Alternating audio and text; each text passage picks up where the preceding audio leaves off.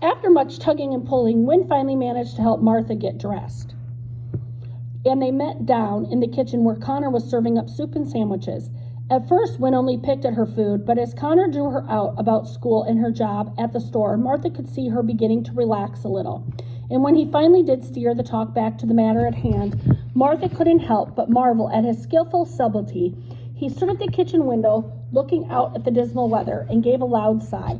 Well, if this rain doesn't get any worse, I might be able to get more of these shutters fixed today. Oh, and I boarded up that panel in your closet too, Martha. I thought you did that Martha started without thinking, and then caught the warning glance Connor tossed back over her shoulder. Wynn frowned, twirling her spoon idly in her soup. That's probably what caused the drafts, Connor went on. Made it so cold in that room and kept blowing the door open.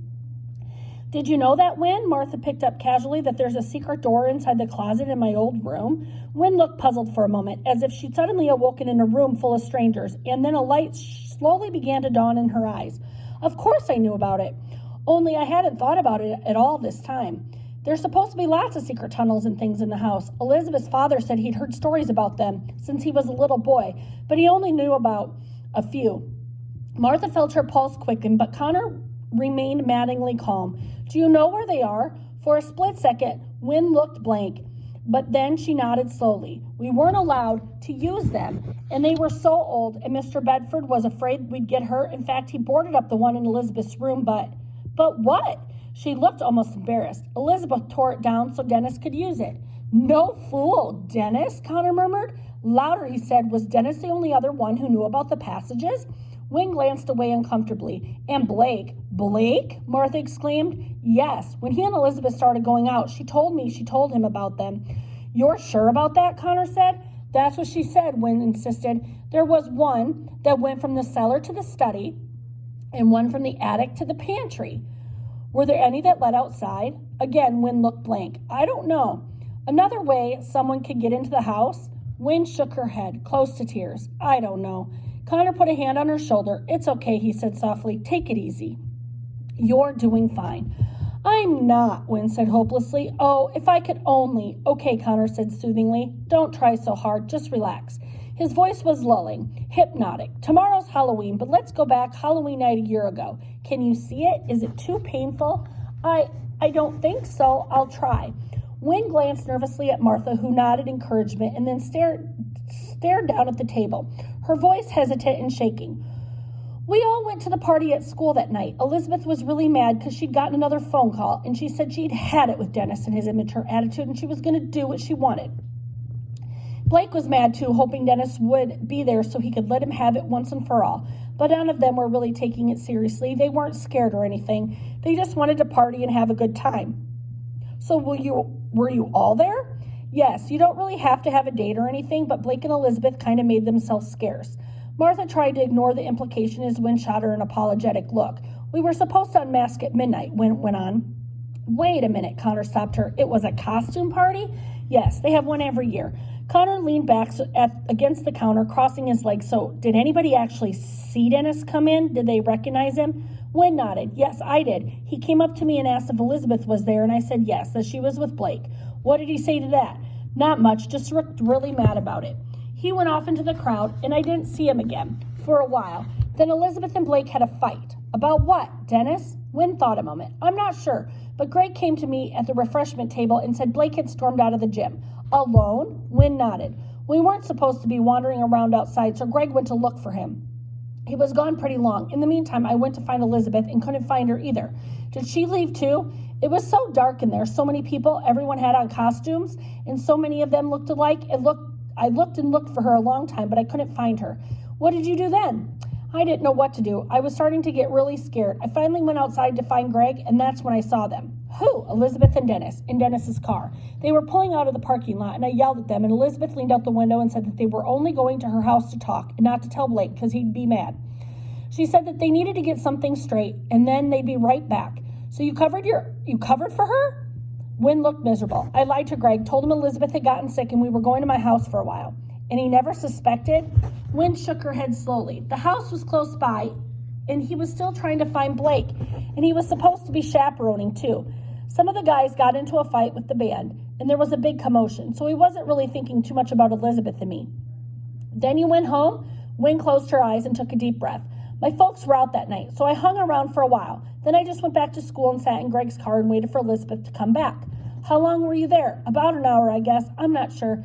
She raised her eyes, pressed her hand to her forehead, and then I saw Blake drive up in his car, and he looked upset, and his clothes were all wet, and he just sat there for a long time, like he was thinking. And Elizabeth still hadn't come back?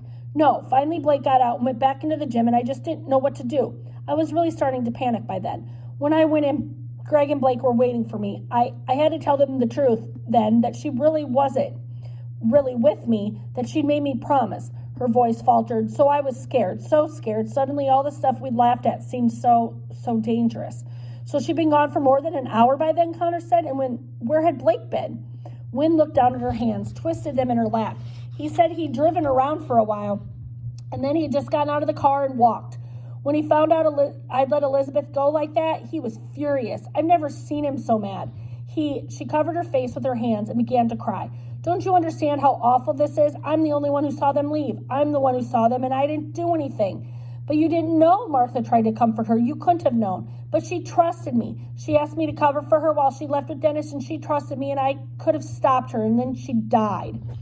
For a long while, there was only the sound of wind sobs and the gloomy hiss of rain down the window, the whine of the wind around the eaves. Connor looked like a statue, his angular face caught in a soft glow of the kitchen light. He seemed to pull his thoughts together with an effort. What happened when you got here, he asked then, when you got here to the house? The sobs faded. From behind her hands, Wynn's voice was dull with pain. It took us a long time to get here. Blake was driving, and we got a flat tire. The boys were yelling at each other, and Blake was yelling at me. So you're finally at the house now. Connor reached down and gently raised Wynn from her chair. So what did you do now? Wynn hung back, her face ashen. Martha took one of her hands and gave her an encouraging smile. It's all right.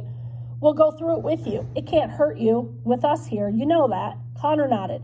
Martha could tell it was Connor who convinced Wynn at last. Wynn went slowly into the front hall. For several moments she stared at the heavy doors and then lifted her chin undeterminedly. It was storming when we got here. Blake jumped out of the car before Greg even had it in park and started banging on the door and yelling, but the door was locked and there was only the one light on, back in Elizabeth's room. He just went crazy, beating and shouting, and Greg was trying to find a way in. She squeezed her eyes shut, squeezing the vision from the past. He broke one of the windows on the terrace. He put his hand through the glass and broke it, and we all got inside. Very slowly, almost as if she were drugged, Wynn took a step forward, another, and reached out for the banister. They were yelling at me to stay there, and Blake was yelling at me not to go upstairs, and don't let her go up there, he kept saying, and Greg was trying to grab me, but I started running. I don't remember getting from the parlor to the stairs, but I did, and go on, Greg said gently. It's all right. Wynn started up the staircase, her footsteps wooden and slow. Connor touched Martha on the elbow, and they followed. The light was on, but I couldn't see anyone, Wynn whispered, and I think I know I called her name. Martha's heart felt ready to burst. Every nerve warned her to turn and flee, but Connor's hand gripped hold of her arm. She looked at him, but his eyes were on Wynn. She didn't answer me, and it was so quiet, even though Greg and Blake were yelling, calling me to come back. Even with them shouting like that, it was just so quiet. And I kept saying her name, Elizabeth, Elizabeth, but she wouldn't answer. They had reached the second floor now, and Wynn's hands went nervously to her throat, and Martha wondered if she was going to be sick. Connor, maybe this isn't such a good idea. Maybe we keep still, Martha, Connor whispered. And then what happened? He said more loudly to Wynn. I went into her room, Wynn said dully. After an uneasy pause, she moved forward until three of them were squeezed into the door of Elizabeth's bedroom. Wynn stared ahead, and Martha could tell that whatever she saw was horrible. You're in her room now, Connor murmured. What do you see, Wynn? Wynn's eyes fell at once to the bed, and her face slowly began to drain. She's laying there. Her mouth is open, but I can't hear her screaming. And the room is so red and wet, and she doesn't look like Elizabeth anymore. Martha's eyes blurred. She felt Connor's hand tighten on her arm. His face was drawn, stony. Wynn started to turn back to where they were standing, and then her eyes passed over the open closet. Martha saw her stiffen and knew at once that something was wrong. Connor must have sensed it even sooner. She felt him turn loose of her as he started across the floor towards Wynn. What is it? Connor demanded. What do you see? And Wynn fell back, clutching at him, her eyes wide, her words tumbling out in a helpless sort of babble. The dark, it's so long. It's so what, Wynn? What dark? did the lights go out that night? It lasts forever. She spun around, panicky, her eyes huge with terror. It just goes on and on. How long did the dark last? Wynn tried to. No, she cried, I can't remember. The dark is so long, I can't remember.